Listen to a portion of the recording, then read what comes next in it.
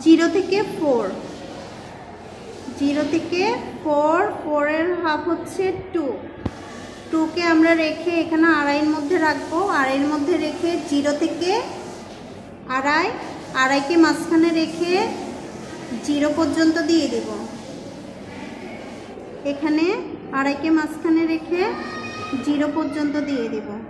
এরপর আমরা এখানে দাগটাকে 5.5-এ রাখবো সিএম, 5.5 সিএম রেখে এখানে 0, আবার এখানে 5.5কে রেখে 0।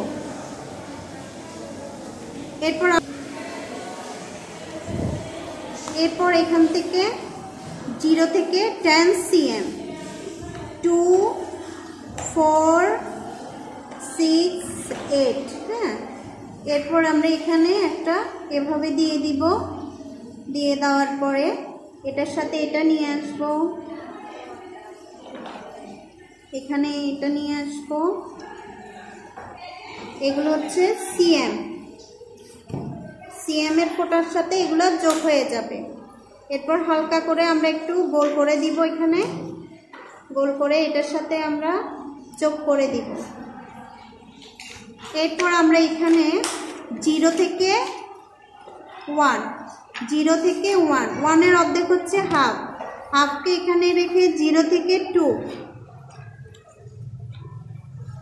2কে দিয়ে আমরা এখানে এরকম করে একটু গোল করে নিয়ে আসবো।